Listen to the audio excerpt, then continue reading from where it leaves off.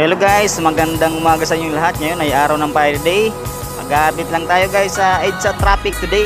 Let's go, sago guys. Wala nang intro to, diretso na to guys.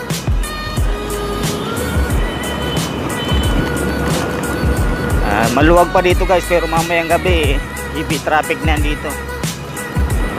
Tingnan natin doon guys sa may EDSA kung anong sitwasyon doon ngayon, kasi always naman traffic. Ngayon guys ay araw ng Friday 2024.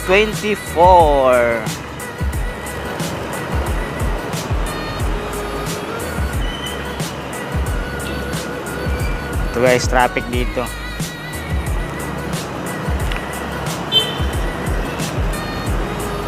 Shout out guys sa aking mga subscribers dyan. Ako po yung humihingi na inyong suporta to subscribe my YouTube channel. Oh, kami naman. Lusot na ako guys. Tagal pa eh. Kalayaan Avenue.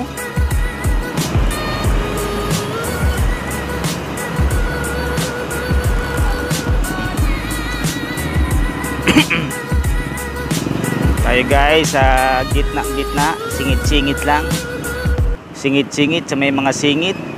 Mukhang makulimlim na naman ang araw ng Friday ito.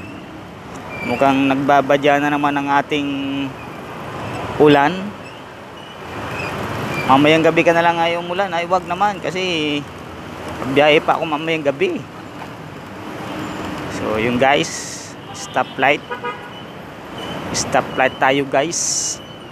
Mga ka-3R, stoplight tayo. Ayan. Medyo maaga pa kaya di pa masyado traffic. Pero mamaya, hanggang mamayang gabi yan guys, hanggang alas 9 traffic na yan. So let's go sago. Let's go sago.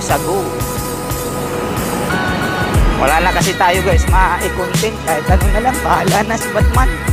Kasi si Batman nagre-reklamo na, lagi na lang daw siya. Hi guys, sa Kalayaan papuntang EDSA South. Mag-update tayo guys kung mayroon pa rin bang nahuli doon sa bus lane. Bawa naman to si kuya. Diyan pa talaga nagtulak sa paahon.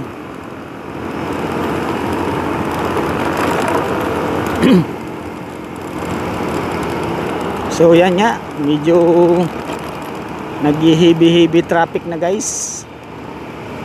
So yan guys, maya maya ang haba na yan, hanggang na yan dun sa may paakyat.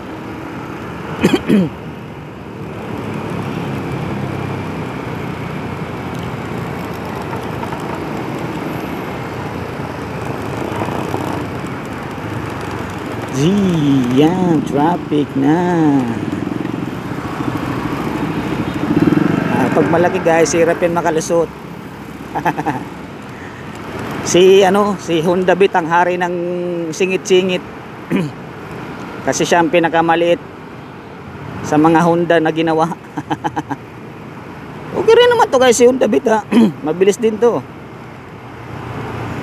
Matipid pa sa gas.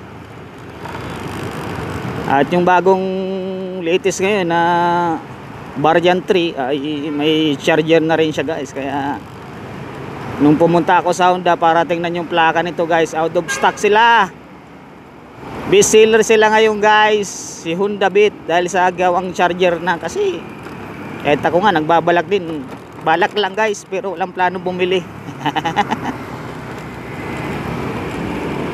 Medyo nakadilaw tayo guys, hindi pa nakaread kasi mabilis pa ang takbo ko ha. Nasa 46, 50 mamaya yan guys, mga bandang alas 8. So dito guys sa Ayala Tunnel, siguro hindi na magagamit yung bus station dito, kasi dito sila gumawa ng station sa may Ayala 1, yung bagong building dito na gawa. So dyan na sila, may terminal na sila sa ilalim. Kaya hindi na siguro to magagamit ng Ayala Tunnel bus lane dito, kasi wala masikip masyado. sobrang dami ng pasahero dito sa may Ayala, kaya hindi na to magagamit.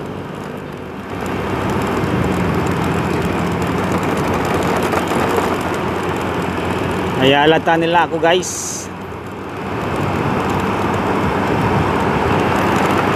Hindi pa masyado ganong traffic.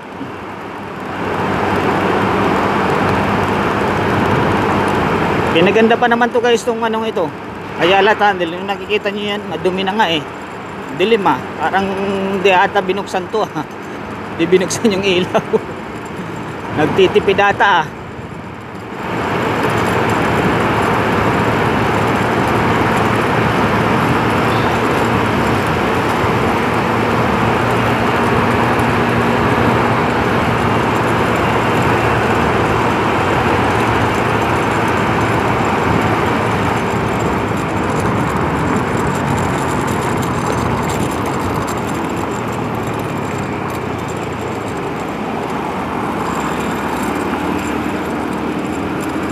Badangga na tayo guys at papunta na ako sa office namin.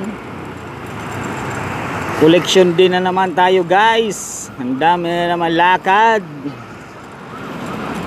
Maghapon na naman tayo guys sa kalsada. Sana hindi umulan maghapon at hanggang mamayang gabi kasi pagod na at aabutan ka ng ulan. Sigurado sakit ang aabutin.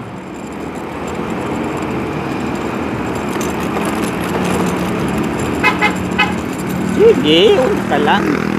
Problema eh.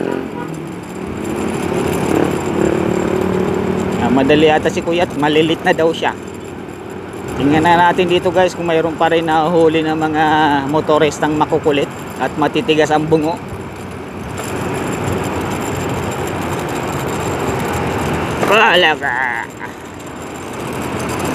Wala na guys, dadaan, nadala na. Natuto rin.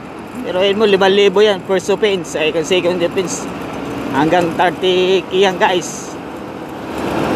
Wala guys, walang manguhuli ngayon. Nadala na. Doon guys sa Malibay ang maraming manguhuli. Yung Baslin doon pag galing kang Baclaran. Kasi dati talaga open yun, walang nanguhuli. Nabulaga sila yung nag-viral. Ayun, dami pa rin nahuli hanggang ngayon. So guys, hanggang dito lang po ang aking video. Ako po yung humingi ng yung suporta. Pakiclick naman po yung subscribers dyan. Kahit pa-subscribes na lang, kahit hindi nyo po nagustuhan, kahit hindi nyo like, okay lang. Basta nag-subscribe kayo sa akin video guys, sa update traffic sa EDSA guys. Andito na ako guys sa Pasong Tamud, Makati. Dito guys ang traffic kasi may mga terminal dito sa may San Lorenzo Place. Ginawa na kasing terminal dito guys. Hanggang dito na lang po guys ang aking video. Thank you for watching.